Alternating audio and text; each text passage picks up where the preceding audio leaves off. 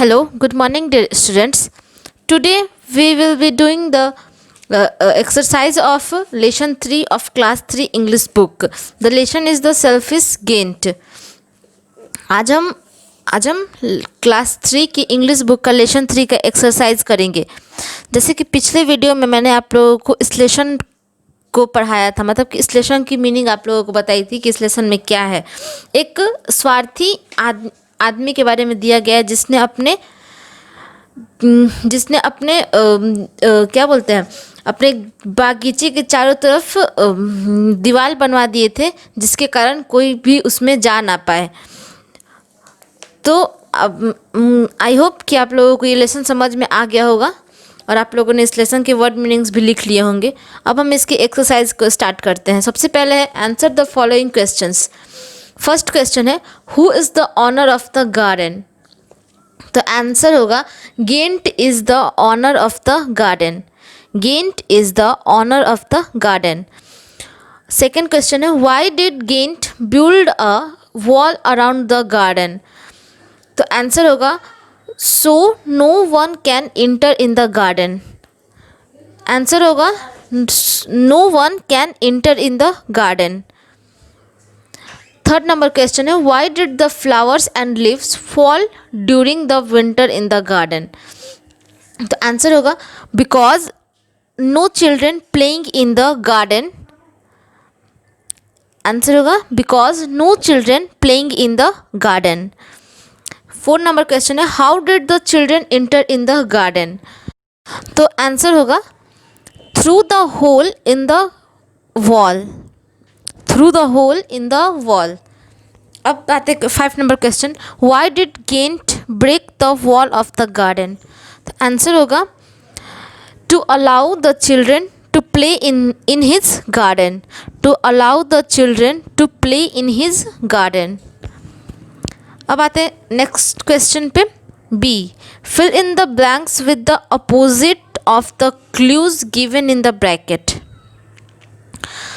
तो जो नीचे जो भी ब्लैंक्स दिए गए हैं जितने भी सेंटेंसेस में उसमें जो है क्लूज की अपोजिट वर्ड्स भरने हैं। मतलब जो ब्रैकेट में जो क्लूज दिए गए हैं, मतलब जो वर्ड्स दिए गए हैं उसके अपोजिट वर्ड्स इस ब्लैंक्स में भरने। जैसे giant was sad because spring was not coming in his garden. ठीक है, वैसे ही नीचे भी आपको अपने हिसाब से देख लेना है कौन किस, जैसे सीटिंग का अपोजिट होगा स्टैंडिंग, लाफिंग का अपोजिट होगा विपिंग। वैसे ही आप लोगों को सब भरना है। ब्रैकेट में जो भी वर्ड है उसका अपोजिट वर्ड आप लोगों को ब्लैंक में भरना है, तो वो आप लोग कर लीजिएगा। अब आते हैं नेक्स्ट पेज पे। तो नेक्स्ट पेज पे है लैंग्वेज फॉरम। लैंग्वेज फॉरम में है एक्सक्लामेटरी सेंटेंसेस। तो आप लोगों ने सेंटेंस के बारे में पढ़ा है, कोई भी ऐसा सेंटेंस जिससे हमें मीनिंगफुल मतलब मीनिंग, जिस सेंटेंस को पढ़ने से हमें मीनिंग मिलती हो, मतलब समझ में आता है, उसे हम सेंटेंस कहते हैं। तो सेंटेंस के बहुत सारे टाइप्स होते हैं, उसमें से एक एक्सक्लामेटरी होता है, उसका टाइप्स एक्सक्लामेटरी सेंटेंस। तो इसका पढ़ेंगे definition. Exclamatory sentences are used to express some strong feelings. Exclamatory sentence वैसे प्रकार का सेंटेंस है जो किसी भी स्ट्रॉन्ग फीलिंग को एक्सप्रेस करता है। स्ट्रॉन्ग फीलिंग मतलब अगर आप उदास हैं, खुश हैं, उदास हैं, या फिर किसी भी चीज़ को देख करके आप मोहित हुए हैं, उन सब चीज़ों को ये एक्सप्रेस करता है, ये बयान करता है। जैसे एग्जाम्पल में hurrah we want to match. तो इसमें वी वॉन्ट टू मैच, हमने मैच जीत लिया, तो ये खुशी की बात है, तो हुर्रा इसके लिए यूज़ हुआ है। Wow what a lovely surprise. तो व्हाट अ लवली सरप्राइज़, ये सरप्राइज़ देखकर वो चौंक गया है, कितना अच्छा सरप्राइज़ है, तो उसके लिए वाह हुआ है। अमेजिंग, बहुत अच्छा। तो ये भी एक्सक्लामेटरी सेंटेंस, मतलब इन सब को एक्सक्लामेटरी सेंटेंस कहेंगे। और exclamation mark is used with the exclamatory sentences. तो ये जो ब्रैकेट में मार्क दिया गया है वो इसको हम एक्सक्लामेशन मार्क बोलते हैं, जो एक्सक्लामेटरी सेंटेंस के साथ यूज़ होता है। अब आते हैं इसका एक्सरसाइज देखते हैं। तो फर्स्ट है, read the following sentences and tick the correct options for each sentence type. नीचे जो भी सेंटेंस दिए गए हैं उसको पढ़ के और जितने भी यहाँ पे मतलब कि जो भी ऑप्शन में सेंटेंस के टाइप्स दिए गए हैं उसमें करेक्ट ऑप्शन को टिक मारना है, कौन सा सेंटेंस का टाइप इस सेंटेंस को सूट करता है। जैसे फर्स्ट क्वेश्चन देखेंगे, what a beautiful sight it is. तो अभी मैंने बताया आपको कि एक्सक्लामेटरी सेंटेंस जो अपने अंदर की एक स्ट्रॉन्ग फीलिंग को एक्सप्रेस करता है उसको हम एक्सक्लामेटरी सेंटेंस बोलते हैं। तो यहाँ पे भी यही बोल रहा है, what a beautiful sight it is. ये जो दृश्य है कितना सुंदर है, तो ये इसमें जो होगा एक्सक्लामेटरी सेंटेंस होगा। वैसे ही नीचे भी और भी है सारे, तो वो उसको आप लोग पढ़ के और बताइएगा कौन सा सेंटेंस है, कौन सा सेंटेंस का टाइप है, इसमें कौन सा टाइप होगा सेंटेंस का। अब नेक्स्ट पेज पे आते हैं। तो question number B, change the following sentences into exclamatory sentences. The first one has been done for you. तो इसमें बोल रहा है कि जितने भी नीचे सेंटेंसेस दिए गए हैं इन सबको एक्सक्लामेटरी सेंटेंस में चेंज करना है। जैसा कि पहला आपको बताया गया है उसके हिसाब से इन सभी को एक्सक्लामेटरी सेंटेंस में चेंज करना है। जैसे फर्स्ट बताया गया है, that is a lovely flower. तो इसको एक्सक्लामेटरी में कैसे चेंज करेंगे, तो what a lovely flower that is, ये एक्सक्लामेटरी में चेंज हो गया। अब सेकेंड नंबर है, this is a wonderful site. तो इसका हो जाएगा what a wonderful site this is. वैसे ही नीचे जो है वो आप लोग कीजिएगा। अब आते हैं वर्ड पायर में दिया है आवर सेंस ऑर्गन्स। तो सबको पता है कि हमारे 5 सेंस ऑर्गन्स होते हैं। तो देखते हैं, our senses are the physical abilities of sight, smell, hearing, taste and touch. जो हमारे सेंसेस हैं वो वो जो होते हैं वो फिजिकल एबिलिटीज़ होते हैं। जैसे साइट मतलब हम देख सकते हैं, स्मेल मतलब सूंघ सकते हैं, हियरिंग मतलब सुन सकते हैं, टेस्ट मतलब चख सकते हैं और टच मतलब छू सकते हैं। जो हमारे सेंस ऑर्गन्स हैं वो ऐसे सेंसेस हैं जिसको हम जिससे हमारे फिजिकल एबिलिटीज़ के बारे में पता चलता है। Sense organs are the part of our body. और जो सेंस ऑर्गन्स होते हैं वो हमारे बॉडी के ही पार्ट्स होते हैं। We have 5 sense organs. मैंने आपको बताया कि 5 सेंस ऑर्गन्स होते हैं। They are eyes, ears, nose, tongue and skin. 5 sense organs होते हैं जो है आइज़ मतलब आँख, जिसके द्वारा हम देख सकते हैं। ईयर मतलब कान, जिससे हम सुन सकते हैं। नोज़ मतलब नाक, जिससे हम सूंघ सकते हैं। और टंग मतलब जीभ, जिससे हम किसी भी चीज़ को टेस्ट कर सकते हैं। और स्किन मतलब त्वचा, जिसको हम टच कर सकते हैं, छू सकते हैं। अब आते हैं नेक्स्ट पेज पे। तो इसका एक्सरसाइज है। फर्स्ट देखते हैं, from the giving grid find the names of sense organs, also right the name in the space provided. जो यहाँ पे साइड में छोटा सा ग्रिड दिया हुआ है उसमें से सेंस ऑर्गन्स जितने भी हैं सेंस ऑर्गन्स उसके नाम ढूंढने हैं। और जो ये जगह दिया गया है, जो ये स्पेस दिया गया है उसमें उन नेम को लिखने हैं। जैसे फर्स्ट हो जाएगा टंग, तो टंग इसमें लिख देंगे। फिर सेकंड हो जाएगा ईयर, तो इसमें ईयर लिख देंगे। थर्ड है आई लिख देंगे। फोर्थ नोज़ लिखेंगे। और फिफ्थ स्किन, तो स्किन लिख देंगे। आपको इसमें से इन 5 को ढूंढ करके और इस पे लिखना है। अब आते हैं क्वेश्चन नंबर बी में। Complete the following sentences with suitable words given in the box below. जो बॉक्स में वर्ड्स दिए गए हैं उसकी हेल्प से नीचे जो सेंटेंसेस हैं उसको कंप्लीट करना है। कौन सा सूटेबल वर्ड किस सेंटेंस में सूट करेगा उसको उससे इस सेंटेंस को कंप्लीट करना है। जैसे फर्स्ट सेंटेंस है our eyes helps us to see, तो इसमें हो जाएगा सी। वैसे ही और भी सारे सबको आप लोगों को भरना है, तो आप लोग भर लीजिएगा। शोइंग ऑफ वर्ड्स, अब इसमें शोइंग ऑफ वर्ड्स में आते हैं तो पिक्चर कॉम्प्रिहेंशन, जो पिक्चर दिया गया है उसको देखना है। पिक्चर कॉम्प्रिहेंशन मतलब पिक्चर को देख करके और खुद से एक स्टोरी बनानी है, इसका मतलब यही। नेक्स्ट पेज पे दिया हुआ है इसका, look at the above pictures and right a story in your own words. जैसे मैंने आपको बताया कि पिक्चर कॉम्प्रिहेंशन मतलब जो पिक्चर दिया हुआ है उसको देख के, जो फोटो दिया हुआ है उसको देख के और उसकी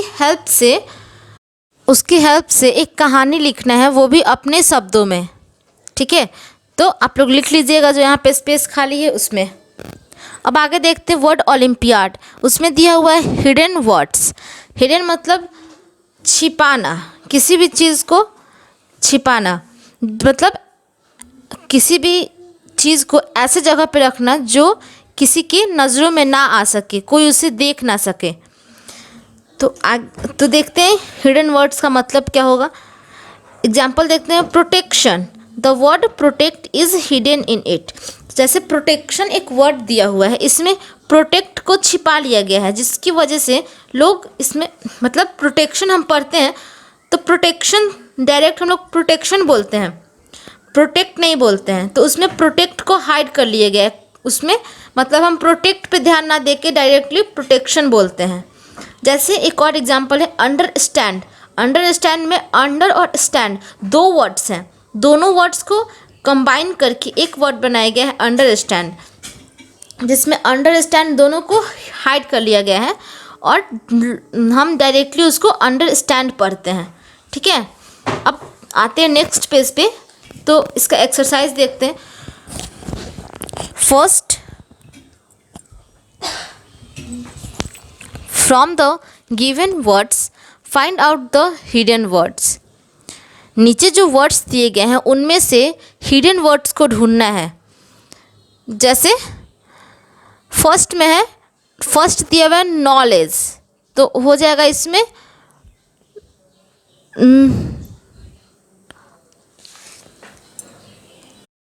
तो इसमें हो जाएगा, इसमें फर्स्ट वर्ड होगा नो जो इसमें हिडन है, फिर हो जाएगा नाउ, फिर हो जाएगा लेड।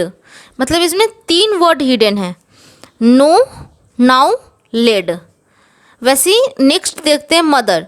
मदर में हो जाएगा मोथ, MOTH मोथ, फिर हो जाएगा HER हर, फिर हो जाएगा देम, THEM देम।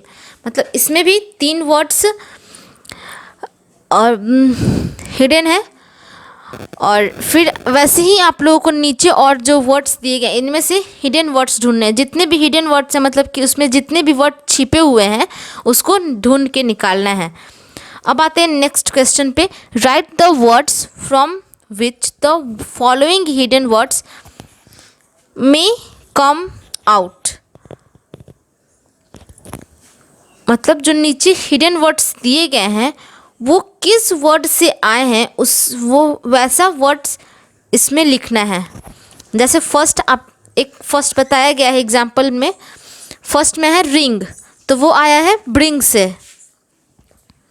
सेकंड है लूम, तो वो हो जाएगा ग्लूम, हो जाएगा GLOOM ग्लूम। वैसे ही आप लोगों को इन सब को मतलब कि इन सब का कौन सा वर्ड है जिसमें ये हिडन है उस वर्ड को लिखना है। अब आगे आते हैं eureka I can spell well. अब इसमें दिया हुआ है यूज़ ऑफ इन्वर्टेड कॉमा, मतलब इन्वर्टेड कॉमा का कहाँ कहाँ यूज़ करते हैं उसके बारे में बताया गया है।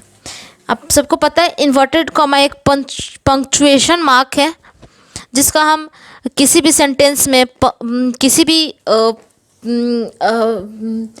किसी भी बात को कहने के लिए या फिर बहुत सारी चीज़ों में इन्वर्टेड कॉमा का यूज़ करते हैं। तो हम नीचे देखते हैं, inverted commas are punctuation mark that are used in writing to show where speech or a quotation begins and and.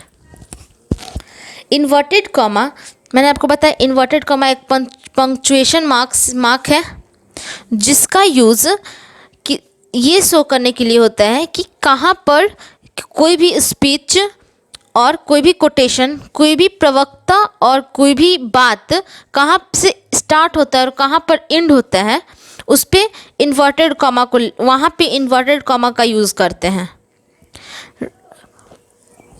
नीचे जो कन्वर्सेशन है उसको पढ़ते हैं। Read the following conversation. Rosie is combing her hair. Are you going out? Ask her mother. Rosie जो है वो अपने हेयर को अपने बाल को कंघी से झाड़ती है, तो उसकी मदर पूछती है उससे आर यू गोइंग आउट? तो आर यू गोइंग आउट कि जहाँ से वो स्टार्ट हुआ और जहाँ पे वो एंड हुआ है वहाँ तक आप देखेंगे इन्वर्टेड कॉमा का यूज़ किया गया है। तो इन सारे जगहों पे इन्वर्टेड कॉमा का यूज़ होता है। अब आगे देखेंगे, yes mom I am going to Mary's house to play, replied Rosie. फिर रोजी ने रिप्लाई किया कि यस मॉम, हाँ मम्मी, मैं अपने दोस्त के घर खेलने जा रही हूँ, मैरी के घर खेलने जा रही हूँ। फिर यस से लेकर के प्ले तक इन्वर्टेड कॉमा में है। फिर उसकी मम्मी पूछती है कम बैक ऑन टाइम, बोलती है कि समय पर घर आ जाना। कम बैक ऑन टाइम ये भी इन्वर्टेड कॉमा में है। तो मतलब इन्वर्टेड कॉमा का मतलब यही हुआ कि उसका यूज़ ऐसे जगह पे होता है जहाँ पे कोई भी स्पीच या फिर कोई भी कोटेशन जहाँ से स्टार्ट होता है और जहाँ तक एंड होता है। समझ में आ गया आप लोगों को? अब आगे देखते हैं। Read the following conversation given below between two friends and put inverted commas where ever required. नीचे जो कन्वर्सेशन दिया गया है उसको पढ़िए। वो जो कन्वर्सेशन है दो फ्रेंड्स के बीच में है और उसमें इन्वर्टेड कॉमा लगाना है, जहाँ पे ज़रूरी है वहीं पे इन्वर्टेड कॉमा लगाना है। जैसे पढ़ते हैं, Aarav and Arnav are standing at the bus stop, they are waiting for their school बस।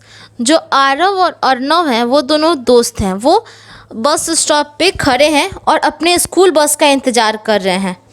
The bus is again late today.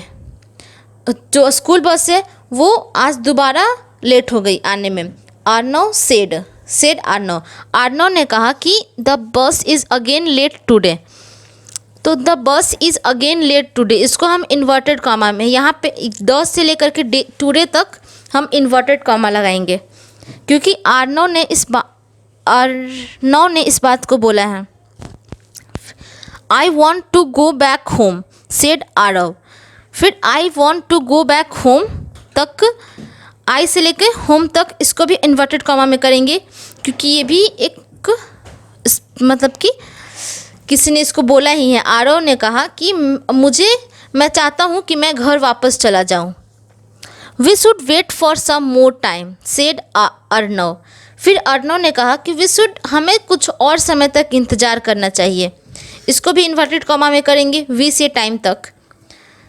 Now a days the bus is getting late almost every day said Aarav. फिर आरव बोलता है कि आजकल जो बस है वो रोज़ रोज़ लेट आती है। तो नाउ अ डेज से एवरी डे तक इन्वर्टेड कॉमा में हो जाएगा। You are right, we must have to complain about it to the principal said Arnav. फिर अर्नव बोलता है कि तुमने सही कहा, हमें इसके बारे में प्रिंसिपल से कंप्लेन करनी चाहिए।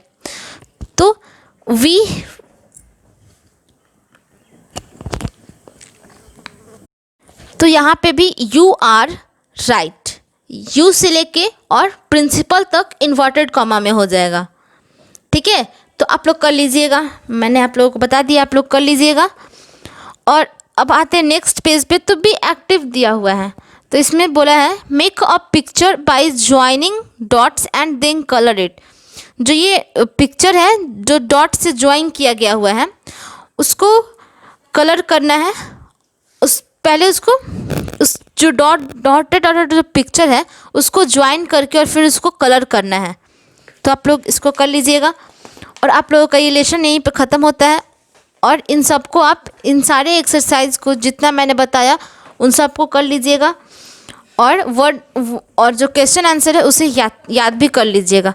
Okay, thank you.